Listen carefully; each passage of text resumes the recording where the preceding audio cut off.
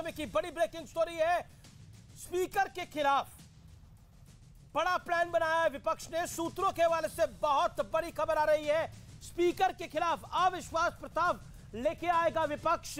इस समय की बड़ी ब्रेकिंग स्टोरी है। स्पीकर के खिलाफ यह अविश्वास प्रस्ताव विपक्ष लेके आएगा। कांग्रेस मीटिंग में बना यह बड़ा प्लान है और अगर यह होता है, यह बहुत बड़ा होगा। अगर जिस तरह से खबरें आ रही है और यह कल हो सकता है, सूत्रों के हवाले से खबर यह है यह कल हो सकता है। इसके ऊपर मैं पहला रिएक्शन लेता हूं राकेश त्रिपाठी का, बीजेपी प्रवक्ता का। Rakesh Tripathi, your first reaction to this. Speaker के खिलाफ अविश्वास प्रस्ताव लेके आ रही है कांग्रेस पार्टी और विपक्ष के कई लोग साथ हैं।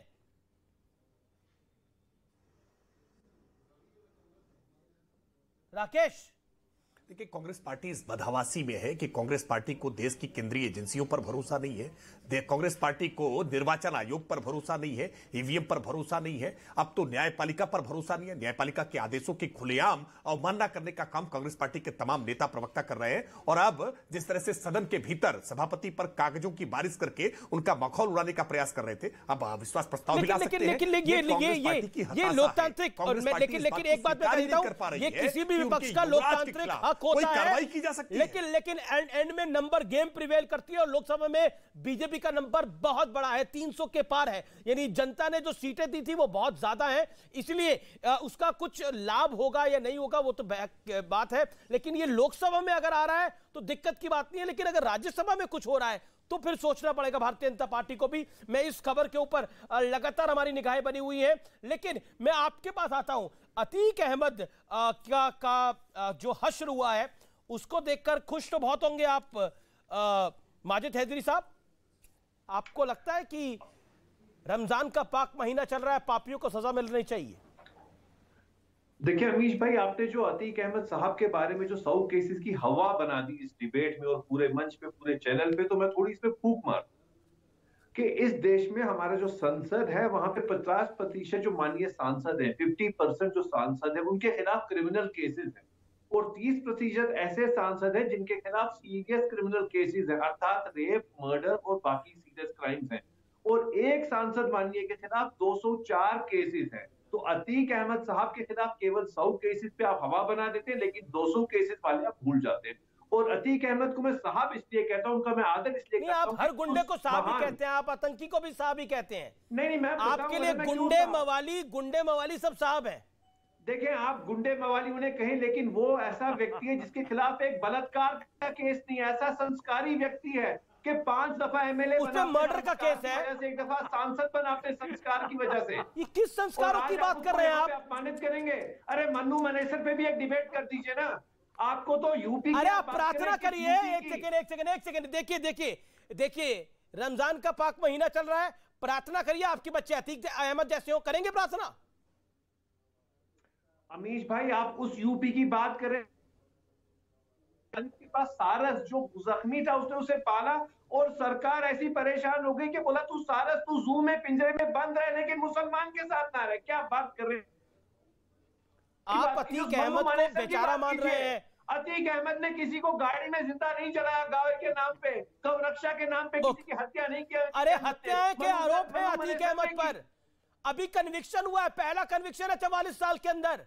उसका खौफ था एक इलाके के अंदर। कोर्ट में जाएगी अपील, वो भी एक सामान्य सा गुंडा कैसे माफिया बन गया? ओके रिजवान अहमद, आपको एक केवल आपको अतीक अहमद में माफिया क्यों दिखता है? आपको मुझे मुख्तार अंसारी में भी माफिया दिखता है, मुझे अतीक अहमद में भी माफिया दिखता है। रक्षा के नाम पे जी सर, कुछ तो लिहाज रखिए। अतीक अहमद को आप साफ कह रहे हैं, कोर्ट कन्विक्शन कर रहा है, के नाम पे भी माफिया चल रहा है। अतीक अहमद को आप साफ कह रहे हैं, उस मां से पूछता है, रुकना पड़ेगा। व्यूअर्स, ये भारत देश है और आप अगर बॉम्बे में रहते होंगे, दिल्ली में रहते होंगे, बैंगलोर में रहते होंगे, जयपुर में रहते होंगे, उदयपुर में रहते होंगे, जहां भी आप देश भर में रहते हैं, थोड़ी देर के लिए इस वीडियो को सुनिए जो मैं आपको बोल रहा हूं। व्यूअर्स, आज मैं आपसे एक संवाद करना चाहता हूं और 30 सेकंड का यह संवाद जरूर सुने आप। सोचिए, भारत का एक राज्य उत्तर प्रदेश, वहां पर एक बैठा हुआ गुंडा जिसको सत्ता का संरक्षण प्राप्त था, उस पर कार्रवाई कोई नहीं करता था। उसकी बेल एप्लीकेशन 10 जजेस ने नहीं सुनी। क्यों? एक सामान्य सा गली का गुंडा इतना बड़ा माफिया बन जाता है सिस्टम की मदद से, और वो सिस्टम उसको लगातार मदद करता रहता है। सरकारें अदला बदली होती हैं, आती है जाती है, कभी कोई आती है कभी कोई आती है, लेकिन वो व्यक्ति जस का तस बना रहता है, उस पर कोई कार्रवाई नहीं करता। पहला मौका है 44 साल में उसको पहला कन्विक्शन मिला है और उसको साहब कह के संबोधित किया जा रहा है। सोचिए मानसिकता क्या है। रिजवान अहमद जी शुक्रिया। सर पे भी कर दीजिए ना। देखिए इतने खराब दिन नहीं आए हैं। योगी जी जय जयकार अब शायद के मंच पे मन्नू मनेसर का भी यही हाल कीजिए। देखिए मन्नू देखिए यू कांट, मैं कहता हूं आपका मुकाबला, एक सेकंड, जैसा आपका मुकाबला मन्नू मनेसर से नहीं हो सकता, अतीक अहमद का मुकाबला मन्नू मनेसर से नहीं हो सकता। छठा हुआ बदमाश है अतीक अहमद जी, मुख्तार अंसारी छठे हुए बदमाश है। ये लोगों को मरवाने के आरोप हैं लोगों के ऊपर, सामान्य बात नहीं है जी। तो मन्नू खौफ में क्या रहना होता है आपसे ज्यादा कौन जानेगा। अच्छा बोलिए रिजवान अहमद। अमीश भाई बहुत बुरा फंस गया हूं मैं। माजिद हैदरी का जवाब मैं नहीं देना चाहता क्योंकि मुझे हंसी आ जाएगी, और अमीक जमाई मेरी बात का जवाब नहीं देना चाहते, तो मैं कर क्या रहा हूं मुझे समझ में नहीं आ रहा, फिर भी आपसे बोल देता हूं। देखिए 2012 में जब सत्ता संभाली थी माननीय अखिलेश यादव जी ने, रिकॉर्ड बताते हैं, 5 बजे भी मैंने बात बोली थी कि 45 दिन में 699 कत्ल हुए थे। 45 दिन में 699, ये आंकड़ा अपने आप में रिकॉर्ड होगा शायद भारत का। बात ये नहीं है कि देश में, हमारे प्रदेश में रॉयट कितने हुए, बात ये भी नहीं है कि फिर मुजफ्फरनगर क्यों हुआ। अगर आज आप उमेश के हत्याकांड को लेकर भाजपा से सवाल उठाते हो तो मुजफ्फरनगर का जवाब देने का आपके प्रवक्ताओं में दम होना चाहिए। मैं वो बात भी नहीं कर रहा। हुआ ये था यूपी में अमीश भाई के एडमिनिस्ट्रेशन एंड पुलिसिंग के कल्चर में माफियाज इंटरफेयर कर गए थे। देखिए दो बातें बहुत अलग होती हैं। माफिया कभी खत्म नहीं होंगे, अपराधी कभी खत्म नहीं होंगे, जैसे बीमारी कभी खत्म नहीं होगी। लखीमपुर खेरी नहीं हुआ था, हाथरस नहीं हुआ था, एक दलित महिला जिसका बलात्कार। अरे आप तुम चुप रहोगे, तुम चुप रहोगे, आपके बीच में वो नहीं बोले। ये कश्मीर का मदरसा नहीं है, ये मदरसा नहीं है कश्मीर का। चुप रहोगे। नहीं हुआ, लखीमपुर खेरी नहीं हुआ, याद रखिए। अरे तुम चुप रहोगे, ये कश्मीर का मदरसा नहीं है। आपने सपा थोड़ी ज्वाइन करी है। चुप। सपा के ऑफिशियल प्रवक्ता है, वो जवाब देंगे। चुप रिजवान चुप। सुनो, अगर बलात्कार देखना है तो जब तक मैं बोल रहा हूं गूगल करो बुलंदशहर का डबल मर्डर और रेप एक औरत और उसकी बेटी का। जब तक मैं बोल रहा हूं गूगल करते रहो। और ये कश्मीर का मदरसा नहीं है जो जाओ बीच में बोलने लगो, ठीक है। देखिए अमीर भाई, अरे इसको चुप कराओ जाहिल को यार। अमीर भाई देखिए हमारे कल्चर में अपराध आ गया था। माजिद हैदरी 40 सेकंड वो बोलने, फिर आप बोलिए। भाई ये कहां से पकड़ के लाते हो उसको? नहीं देखिए वो भी मेरे मेहमान हैं, आप भी मेरे मेहमान हैं, दोनों मेरे लिए। मैं अरे मेहमान है तो मेहमान को तमीज सिखाओ ना। अरे मेहमान है तो मेहमान को तमीज सिखाओ। कहां सिखाए तमीज, बोलिए। ठीक ऐसा है, सुनिए अमीश भाई, पूरे देश को किस्सा सुनाता हूं, 30 सेकंड दीजिए। गंज शहीदा कब्रिस्तान सपा की विधायिका गीता सिंह ने उसकी जमीन कब्जा करी। यशपाल सिंह डीजीपी थे। रिजवान अहमद ने, जो मैंने आपसे बोला ना हमारे सिस्टम में अपराध आ गया था, रिजवान अहमद ने जो सामने बैठा है, इसने उसके खिलाफ आवाज उठाई। सीधा आरोप मैंने लगाया था, रात को एसटीएफ ने मुझे घर से उठाया, पूरी रात मुझे मारा, 14 जगह मुझे सिगरेट से जलाया, पूरे बदन में पूरी खाल लाल पीली कर दी थी कि आवाज नहीं उठाओ।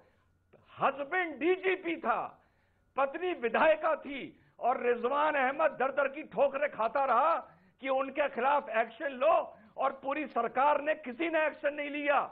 मैं सामने बैठा गवाह हूं समाजवादी पार्टी के अपराध का, जो सरकार, पुलिस और नेता मिलकर कर रहे थे। मैं गवाह हूं, मुझे मारा गया था रात भर। लेकिन अभी तो ये कह रहे हैं कि स्थिति ज्यादा खराब है योगी जी के राज में। इनकी तो हिसाब से स्थिति वहीं अच्छी है। माजिद हैदरी के हिसाब से जब कश्मीर में निजाम मुस्तफा होगा और जब तालिबान का शासन होगा, ये तभी तो इसके कलेजे को ठंडक बुलडोजर चल पहुंचेगी। रहा है ना, उसकी बात कीजिए। जो निजाम है बुलडोजर चल रहा है यूपी में, बिल्कुल सही चल रहा है। मुझे गृह मंत्री बना दो तो तेरे घर के ऊपर सबसे पहले बुलडोजर चलवाऊंगा मैं। क्या बुलडोजर? अरे आप लोग बुलडोजर का ही राज चलाएंगे। यहाँ पे इस देश में कानून चल कहाँ रहा है? मुझे बताओ, अंबेडकर का कानून कहाँ चल रहा है? जिस अंबेडकर के कानून की धज्जियां अब सुनो सुनो सुनो, अब बोला ना, अब बोला आपने, अब बोला ना कि कानून का चल रहा है, कानून का राज इसलिए चल रहा है कि आप अभी भी बोल पा रहे हो ये कानून का राज ही है। आप सब कुछ बोल पाते हो ये कानून का राज ही है, कानून का राज ही है। नरेंद्र मोदी को इतनी गालियां दे लेते हो ये कानून का राज ही है। योगी आदित्यनाथ के बारे में क्या कुछ बोल जाते हो ये कानून का राज ही है। शासन प्रशासन के बारे में कोई कुछ बोल सकता है, ये कानून का राज ही है। और तो और कानून का राज यही होता है जब अपराधी खौफ खाए, ये कानून का राज होता है। अपराधी अपने कुत्तों के साथ, अपराधी अपने कुत्तों के साथ नेताओं को मिलवाए, वो कानून का राज नहीं होता, वो अपराध का राज होता है। अपराधी अगर सिर चढ़ के बोले और कोई जज उसकी सुनवाई न करे तो वो कानून का राज नहीं होता, वो अपराध का राज होता है। सुन लो अपराध का राज क्या होता है। अपराध का राज वो होता है जिसके अंदर दिन दिहाड़े एक विधायक, एक नेता को मार दिया जाता है। सुनो सुनो, क्या होता है अपराध का राज? सुनना पड़ेगा ना ना ना ना, सुनना पड़ेगा। कानून और अपराध का राज क्या होता है? There is a big differentiator viewers. Hold on hold on hold on hold on sir, hold on, you made your point. कानून और अपराध का राज क्या होता है व्यूअर्स? सुनिए, इस देश के अंदर एक नेता को सरेआम गोली मार दी जाती है और उसकी बेवा घूमती रहती है हर जगह, लेकिन मुख्तार अंसारी को कोई कुछ नहीं कहता। और तो और उसको सांसद बनाकर, विधायक बना के और बड़ा बना दिया जाता है। यह होता है अपराध का राज। लेकिन अब मैं सीधा रुख करता हूं अमीक जमाई का। अमीक जमाई, सारी उधर उधर की बातें हो गई, पॉइंट ब्लैंक बात करते हैं। अब इस दौर में सीधी और सपाट बात करते हैं। कानून का राज किसे कहते हैं? अपराधी खौफ का है या अपराधी नेताओं से हाथ मिलाए? क्या होता है कानून का राज? अतीक और मुख्तार के बारे में आप क्या कहना चाहते हैं? अमीश भाई, देखिए, हम उत्तर प्रदेश की मुख्य विपक्षी पार्टी हैं। मैं कुछ गंभीर बात आपसे करना चाहता हूं। आप जरा पूछिए राकेश भाई से, पिछले तकरीबन 1 साल होने वाले हैं उत्तर प्रदेश में एक फुल फ्लेज डीजीपी नहीं है। क्यों नहीं है डीजीपी? क्योंकि जिस जाति का ढूंढा जा रहा है वो मिल नहीं रहा है, जिसके चलते पूरा लॉ एंड ऑर्डर हमारा कोलैप्स हुआ उत्तर प्रदेश में। आदरणीय अखिलेश जी ने गंभीर सवाल किया है कि मुख्यमंत्री जी, जो आपके जाति के बड़े बड़े माफिया हैं, वाराणसी वाले, जौनपुर वाले, आप तो गिरफ्तारी का आपने एफआईआर सब कुछ फरमान जारी कर रखा है। पुलिस पीएससी जौनपुर में लगी हुई है और कोई क्रिकेट खेल रहा है, कोई 2-2 मीटर की नाश्तेदान में बीएचयू में खाना खा रहा है। एक लिस्ट जारी करिए और बगैर जाति धर्म देखे हुए किसी को छोड़िए मत। हम चाहते हैं कि क्राइम का जो पूरा रास्ता जो राजनीति तक आता है वो बंद हो। अच्छा, मुझे बताइए, देखिए अतीक पर जो कार्रवाई हुई है, अतीक पर जो कार्रवाई हुई है, जो आज फैसला आया उसका आप स्वागत करते हैं? अतीक अहमद पर फैसला जो आया उसका स्वागत करते हैं? Do you welcome it? फैसले मैंने बात पहली यहीं से शुरू करी कि जो फैसला आया है वो और पहले आना चाहिए था। ये अदालत का काम था। अदालत की कार्रवाई में समय लगा, क्योंकि समय लगता है मुझे नहीं मालूम है। हाँ बिल्कुल बिल्कुल, अच्छी बहुत अच्छी बात है और नियत भी अच्छी है, लेकिन नहीं, बहुत अच्छी बात है, बहुत अच्छी बात है और नियत भी अच्छी है ना। अब सुन लीजिए, अब 5 सेकंड का वक्त दे दीजिए, उसके बाद 15 सेकंड ले लीजिए। 10 सेकंड सुनिए ना, 15 सेकंड दूंगा आपको, 5 सेकंड सुनिए। आपने बोला और पहले आना चाहिए था, बहुत अच्छा सवाल है, नियत भी अच्छी है, लेकिन 2004 में गैंगस्टर एक्ट किसने हटाया था? किसकी सरकार थी? अब नेम एंड शेम देम 2004 के अंदर। नहीं, मैं अमीश देवगन जी, जब आप राजनीति में अपराध की बात करेंगे ना तो फिर आपको एक नहीं, मैं तो अभी आपने बोला नहीं, अभी उसी विषय में रहते हैं ना, अभी उसी विषय में रहते हैं ना। नहीं, गलत बात है, गलत बात है। क्यों गलत बात? क्यों गलत बात है? ये अनबायस्ड है, अनबायस्ड है, बिल्कुल राजनीति में जो अपराध का रास्ता है। नहीं, एडीआर का रिपोर्ट लगा के बात करिए। नहीं, आप मुझे बोलने तो दीजिए। मैं तो बोलने दे रहा हूं सर। आपने बोला, आप ही ने बोला ना, आप ही